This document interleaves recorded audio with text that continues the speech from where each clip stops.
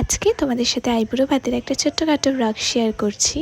তো সকালবেলায় উঠে এদিকে রান্নার তোড়জোড় শুরু হয়ে গেছে। এদিকে আমার মিনিও চলে এসেছে, মা মিনি আমি তিনজন মিলেই করছি। আর তা করতে করতে মা বললো একটু দুব্বো ঘাস তুলে আনতে, কেননা আশীর্বাদের জন্য ধান দুব্বো রয়েছে। আর এখানে দেখো 5 রকম ভাজা, চাটনি, শাক ভাজা, ফুলকপি পনিরের রোস্ট, পাবদা মাছের ঝাল, মাছের মাথা দিয়ে মুগ ডাল, মাটন, ফ্রাইড রাইস, দই, মিষ্টি, আরও কত কী।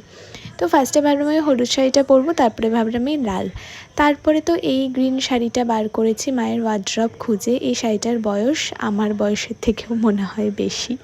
তো যাই হোক, এখানে অল্প স্বল্প রেডি হয়ে নিচ্ছি। তা করতে করতে এই দেখো আজকে হলো দেবরতীর আইবুড়ো ভাত। ও আমার ছোট্টবেলাকার বান্ধবী। ভাবলেই কীরকম লাগে না, সময়ের সাথে সাথে কি সুন্দর আমরা কত বড় হয়ে গিয়েছি, একসাথে স্কুলে যাওয়া, আর এখন দেখো ওকে আমি নাকি রেঁধে বেড়ে খাওয়াবো। তো এই তো আমি রেডি হয়ে গিয়েছি, অল্প স্বল্প রেডি হয়েছি কেননা বাড়িতেই হচ্ছে। আর এই যে দেখো কীরম লাগছে আমাকে জানিও। তো মা বললো ধান দুব্বোগুলো আর প্রদীপটা একটু সাজিয়ে দিতে, তো সাজিয়ে নিয়েছি। আর এখন আমরা বাইরে এসেছি, সবাই একটু ফটো ভিডিও করব। আর তা করতে করতে আমার বড় চলে এসেছে, তো ওকে দিয়ে কিছু ভিডিও করিয়ে নিয়েছি আমাদের। আর এই যে ঘরে আস্তে আস্তে দেখি মা আর মিনি মিলে অলরেডি থালা সাজিয়ে ফেলেছে, কি সুন্দর দেখো। কোইন্সিডেন্টলি আজকে আমরা তিনজনই সবুজ পরে ফেলেছি, প্ল্যান নয় কিন্তু, এমনি হয়ে গিয়েছে।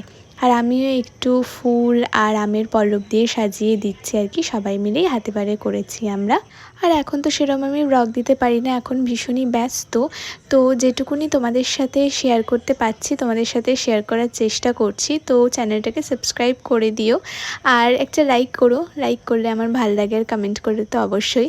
এই যে এটা ফেক রিয়াকশান আমরা দিতে বলেছিলাম, তার আগেই আসল রিয়াকশান হয়ে গিয়েছে। তো এইখানে এবার আশীর্বাদ পর্ব শুরু হবে।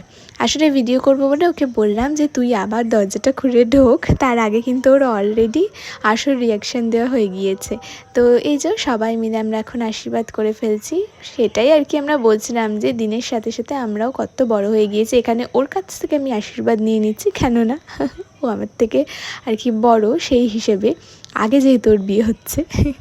তো আমরা এখানে বন্ধুবান্ধবরা ভীষণ এই দিন মজা করেছি। তারপরে আমরা জানো আলাদা করে সেরকম খাবারই নিইনি, ওর থেকেই আমাদের খেয়ে তো একদম আইঢাই মতো অবস্থা।